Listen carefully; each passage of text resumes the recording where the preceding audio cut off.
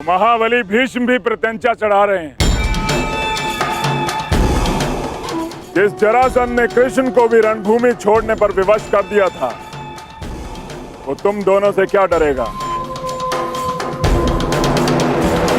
प्रतीत होता है कि नियति ने तुम दोनों का अंत एक ही दिन में जरासंध के हाथों लिख दिया।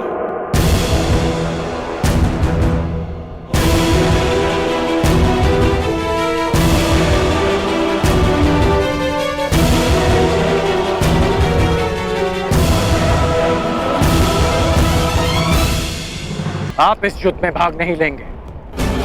मूर्खता मत करो कर्ण। यदि मैंने तुम्हारी सहायता नहीं की तो तुम जरासंध के समक्ष एक पल नहीं टिक पाओगे।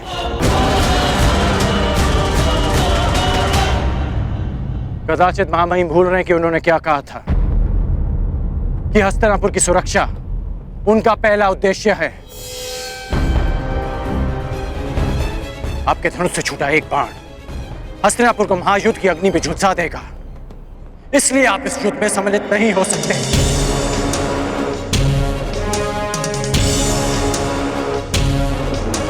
ये युद्ध अंगराज और मगधराज के मध्य है।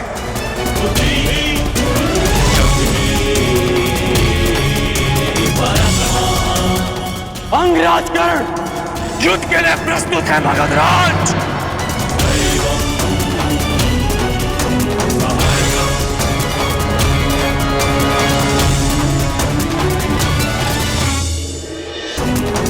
अंगराज कर्ण युद्ध के लिए प्रस्तुत है। मगधराज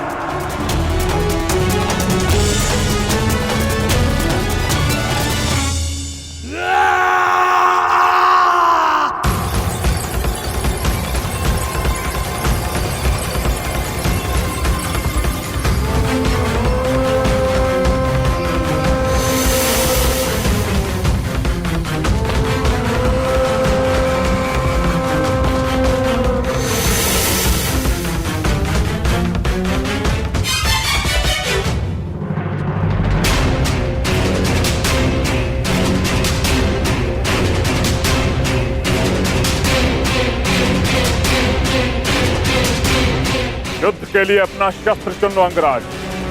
मैं अंकवासी हूं और आप मगध के। इस नाते आप हमारे अतिथि हुए।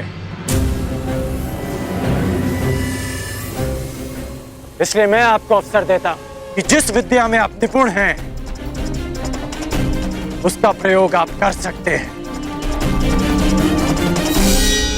तुम्हारी दृष्टि में मैं अतिथि हूं, किंतु मेरी दृष्टि में तुम शत्रु होकर, और जरासंध अपने शत्रु के सबसे प्रबल पक्ष को ध्वंस करने में विश्वास रखता है। सुना है धनुर्धारी हो तुम।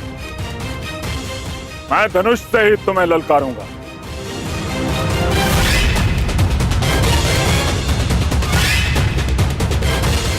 कैसी आपकी इच्छा।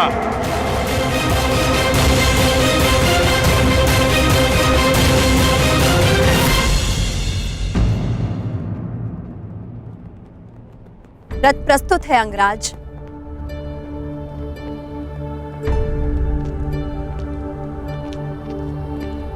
भीष्म, ललकारा अंगराज ने है, किंतु संधि हस्तिनापुर ने भंग की है। इसलिए यद्यपि हस्तिनापुर युद्ध में सम्मिलित नहीं है, किंतु युद्ध की विभीषिका उसे झेलनी होगी। जरासंध का क्रोध केवल कर्ण के अंत से शांत होने वाला नहीं है। इसकी आंच हस्तिनापुर तक अवश्य पहुंचेगी। इस युद्ध से पूर्व दो बातें जानना तुम्हारे लिए आवश्यक है मगध नरेश। प्रथम, हस्तिनापुर के शांति प्रयास को उसकी निर्बलता मत समझना,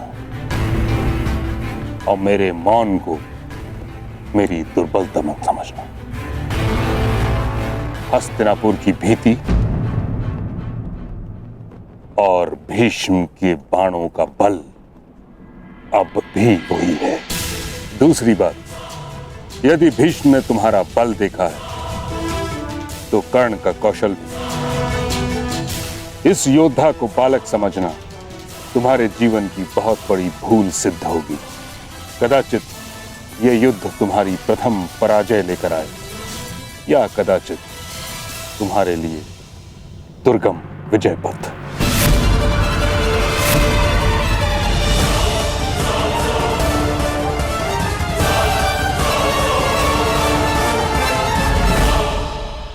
कर्ण, यह कहने की आवश्यकता नहीं कि तुमने संसार के सबसे भीषण प्रतिद्वंदी को ललकारा है। युद्ध क्षेत्र के पास अंग की प्रजा भी है। विध्वंसक अस्त्र का प्रयोग उनको संकट में डाल सकता है जिनके लिए तुम युद्ध करने जा रहे हो। जरासंध की शक्ति उसकी आक्रामकता में है। उसे अवसर मत देना कि वो तुम पर वार कर सके। प्रारंभ से ही मुझे मगध नरेश को पीछे हटाना है। पहले उनकी युद्ध नीति को समझना है और फिर उसे चूर चूर करना है।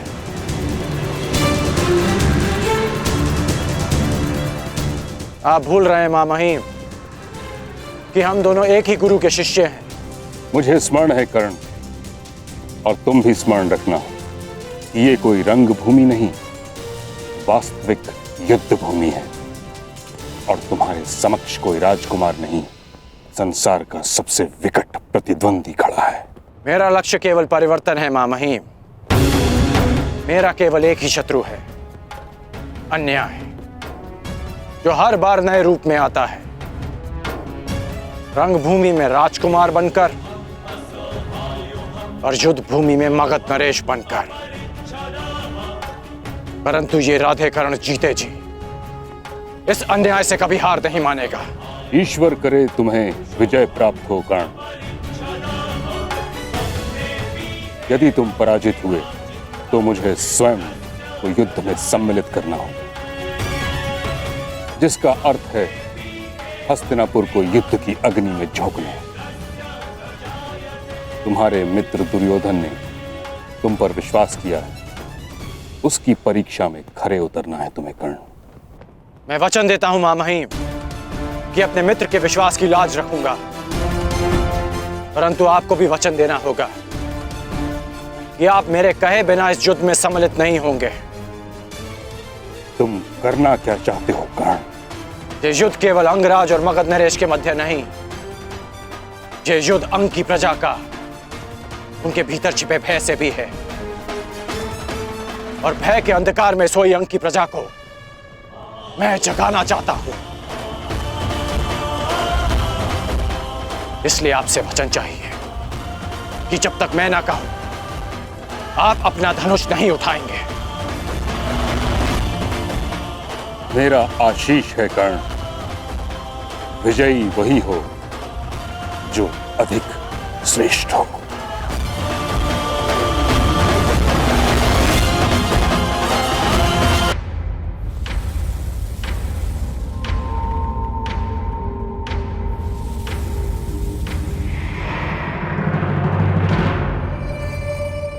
पांचाल नरेश, प्रणाम स्वीकार करें।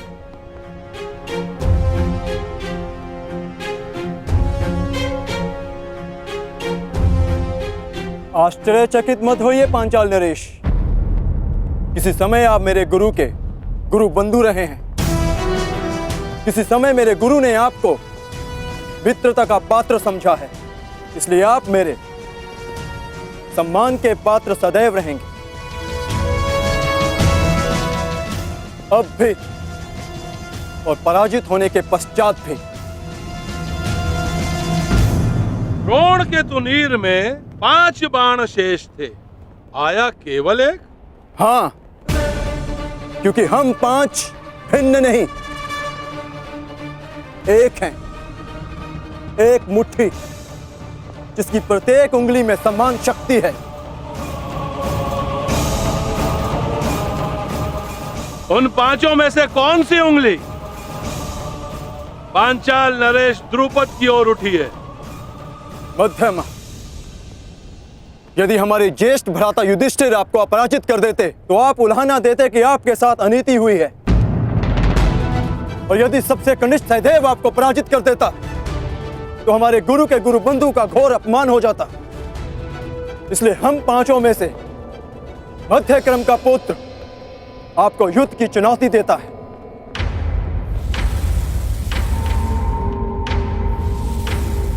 तर्क अद्भुत है बालक। नाम क्या है तुम्हारा? पांडुपुत्र द्रोण शिष्य अर्जुन। बहुत समय पश्चात ऐसा संस्कारी, सक्षम और विनम्र राजकुमार देखा है।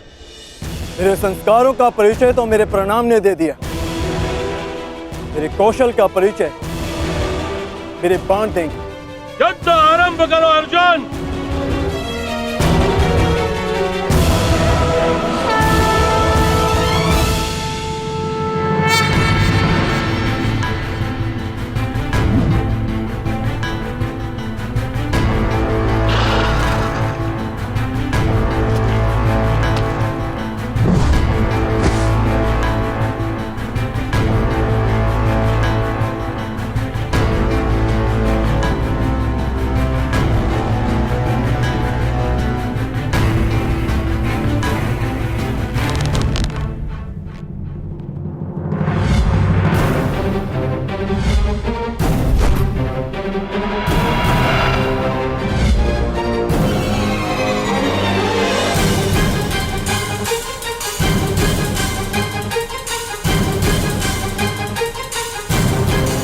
बस एक महाअस्त्र और इस बालक की ललकार के साथ साथ अंग की हर आशा भी समाप्त।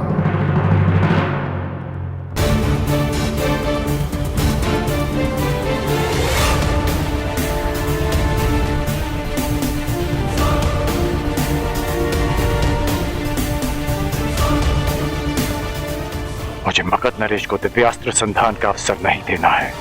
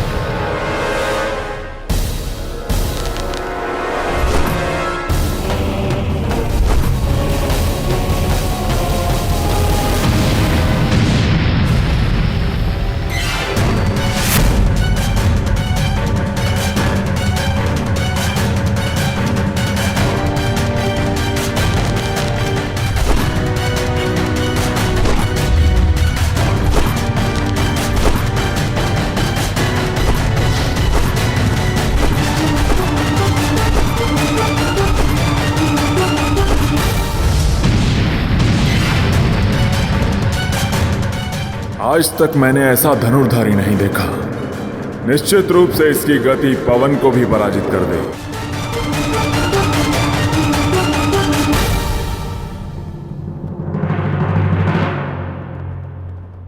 धन्यवाद महामहिम, आप कर्ण के साथ हैं।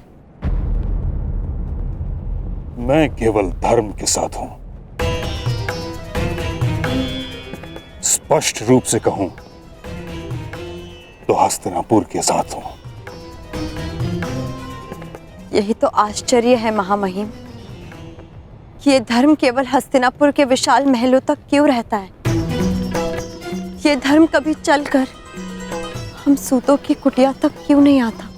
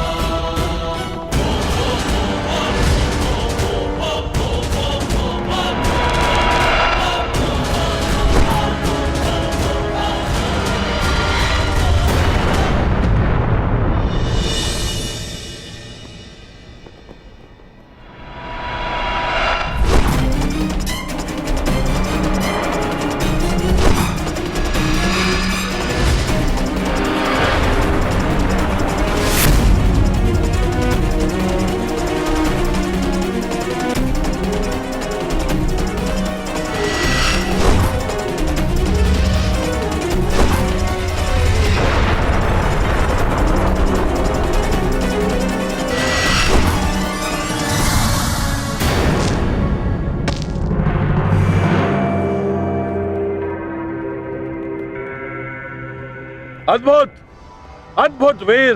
जीवन में प्रथम बार ऐसा हुआ है कि कोई धनुर्धर पांचाल नरेश द्रुपद के हाथों से उसका धनुष गिरा सका। अब बार बार इस अनुभव के लिए तैयार रहें पांचाल नरेश।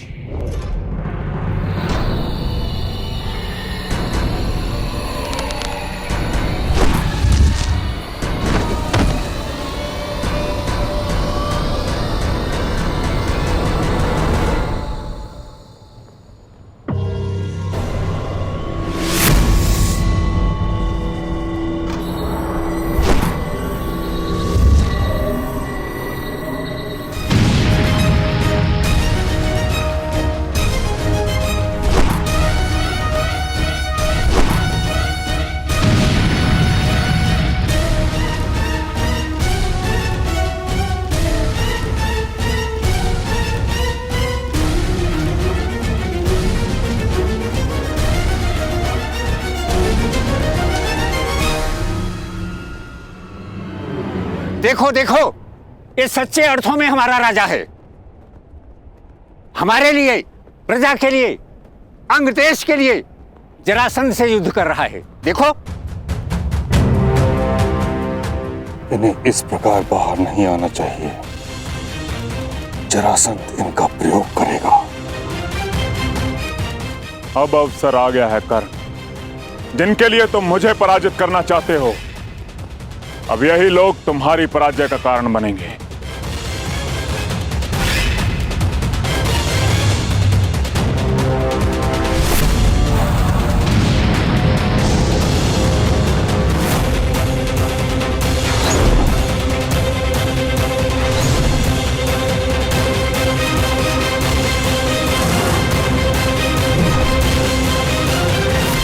सहस्त्र बाणास्त्र।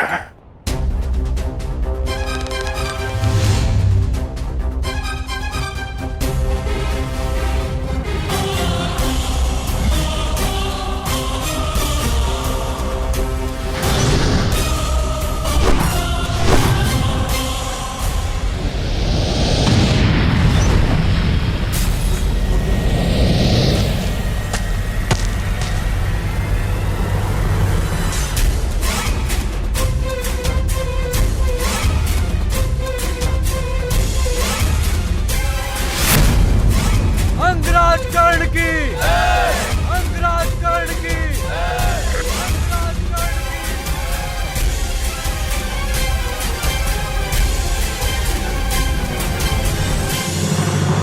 तूने जरासंध को नहीं, आज एक चींटी ने गज को ललकारा है कर्ण, गजराज को। तो आज सिद्ध हो जाएगा कि यदि एक चींटी भी अन्याय के प्रतिकार पर उतर आए तो वो एक गज को भी पराजित कर सकती है। जरासंध आक्रामक हो रहा है, अवसर मिलते ही दिव्यास्त्र संधान करेगा। कर्ण, अपनी पूरी शक्ति लगा दो। एक बार जरासंध के क्रोध का ज्वर उठा तो उसका सामना नहीं कर पाओगे तुम। बहुत हुआ अंगराज, बहुत देख लिया बच्चे का खेल। अब तुम्हारा खेल मैं समाप्त कर दूंगा।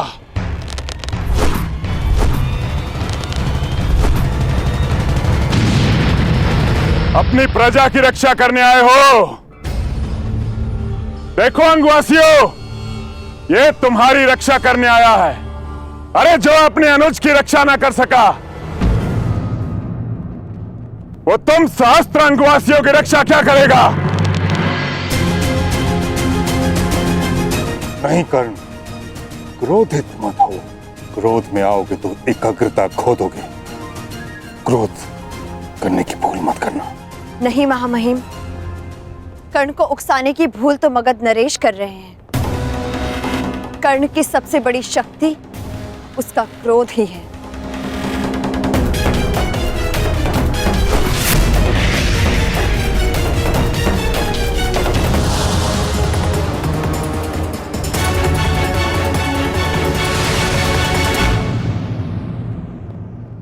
क्रोध, अशांति, पीड़ा ध्यान केंद्र में सबसे बड़ी बाधा है।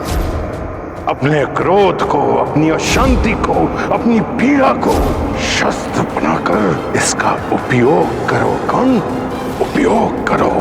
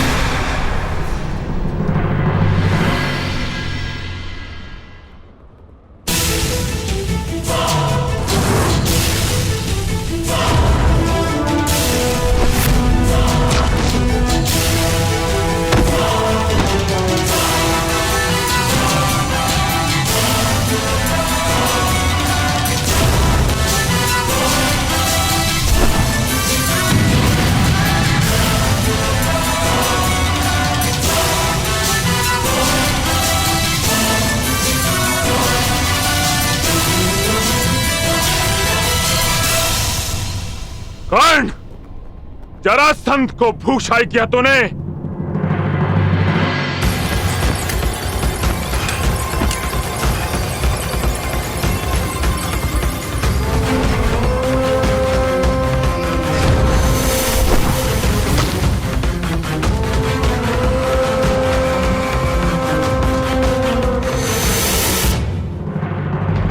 बस इतना ही बल है तुम्हारे बाणों में कर्ण। क्या तुम्हारे पास कोई ऐसा बाण नहीं है जो जरासंध का वक्ष भेद सके?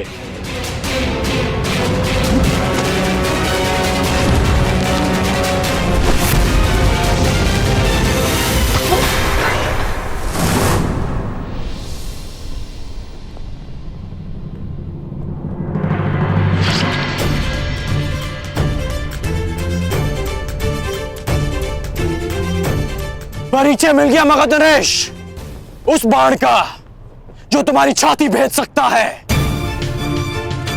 और उस धनुर्धारी का जो तुम्हें पराजित कर सकता है। जरासंध का रक्त बहाया तूने कर्ण। अभी संग प्रदेश की प्यास तुम्हारे रक्त से बुझेगी।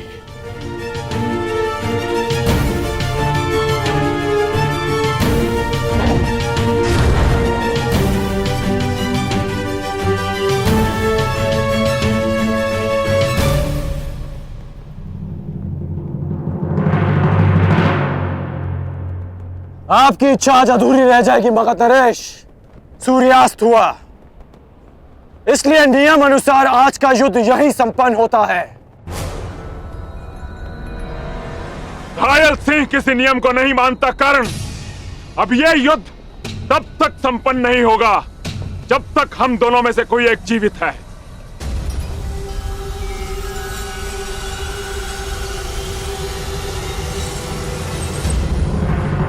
अब बाहुबल का परिचय दो कर्ण। इस युद्ध में विजय का अर्थ जीवन होगा और पराजय का अर्थ मृत्यु।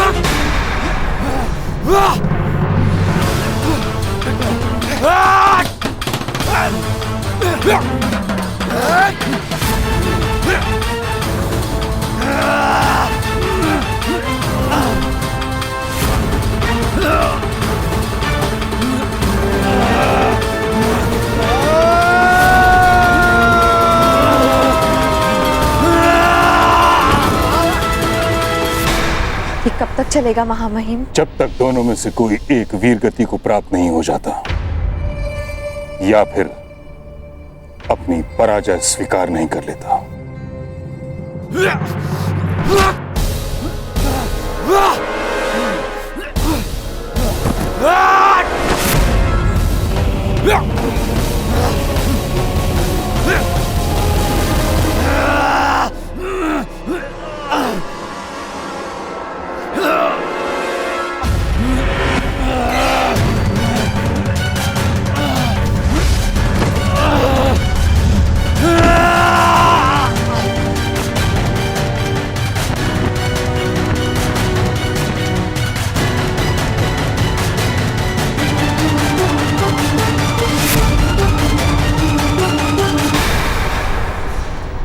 क्या हुआ अंगराज? हो गया तुम्हारे बल का अंत? नहीं मगधराज, अभी तो प्रारंभ हुआ है।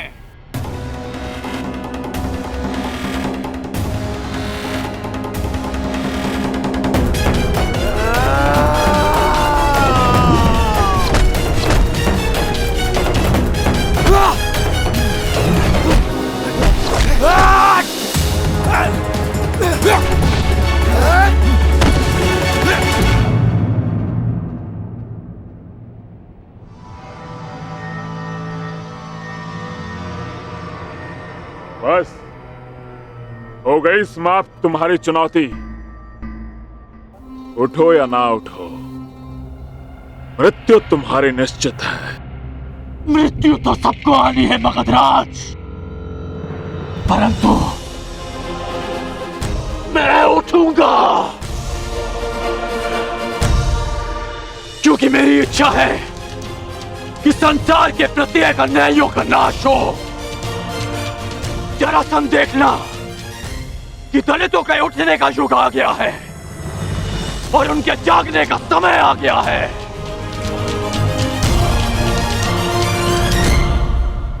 सूर्य की किरणें प्रस्तुत हैं और राधे कर्ण भी। आगे बढ़ो।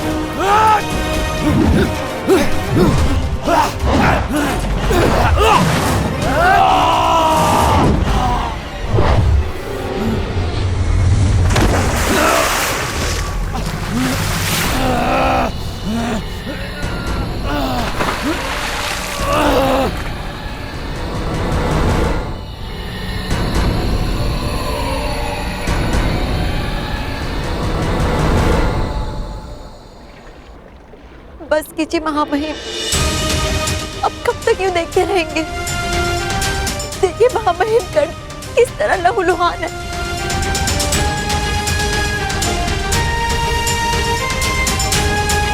महामहिम, आपको हस्तक्षेप करना होगा, आपको ये युद्ध रोकना होगा। महामहिम, रक्षा कीजिए कर्ण की।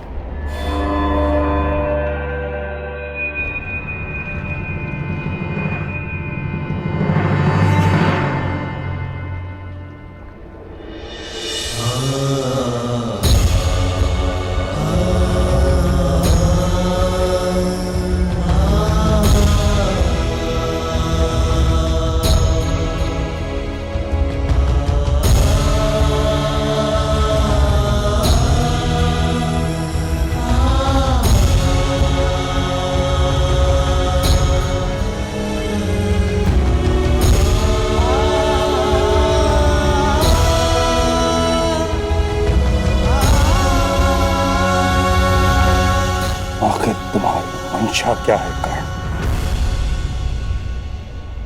मारो अग्रराज, प्रहार करो, मेरे लिए प्रहार करो, मेरे लिए प्रहार करो अग्रराज, मेरे लिए।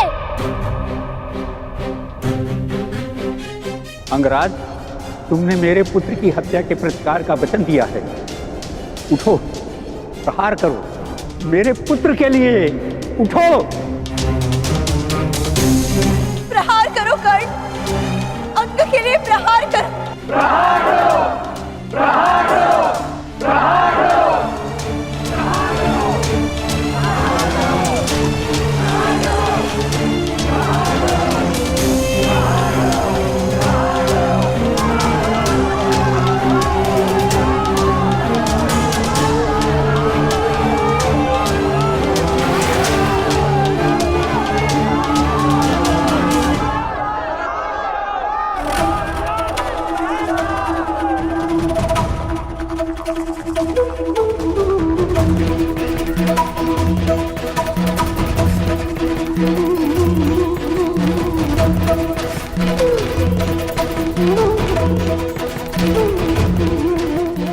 मैं अपना पहला युद्ध जीत गया मगध नरेश।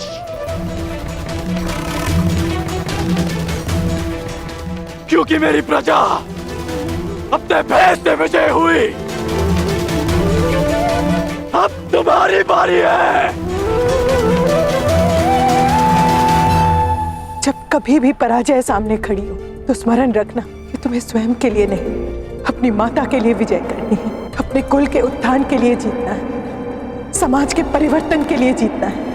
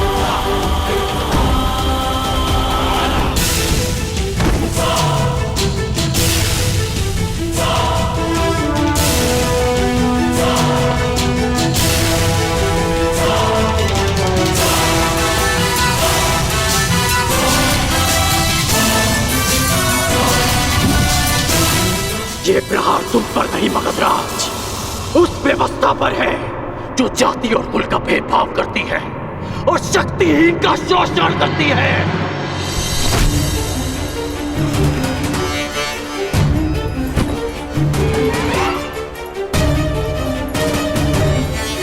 ये प्रहार उस अन्याय पर है जो एक वीर को धनुष उठाने की अनुमति नहीं देती, क्योंकि वो एक सूत पुत्र है।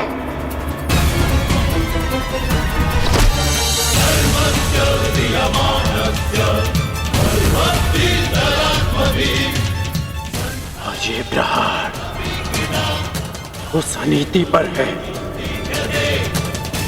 जो एक सूत बालक के कंठ में पिघला हुआ स्वर्ण भर देती है,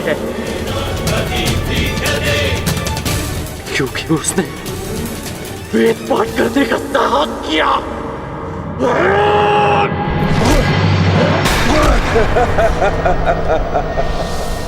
तुम विजय नहीं हो सकते कर्ण, क्योंकि पराजय मैंने स्वीकार नहीं की और वध तुम मेरा कर नहीं सकते।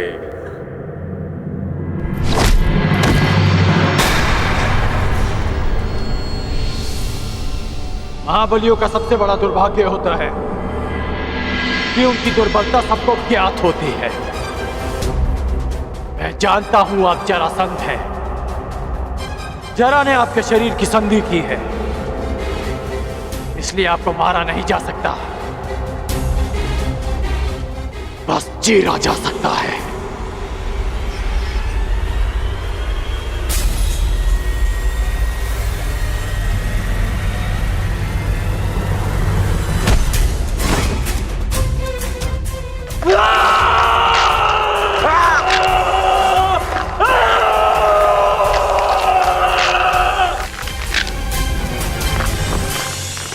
रुक जाओ कर्ण, रुक जाओ। मैं पराजय स्वीकार करता हूं।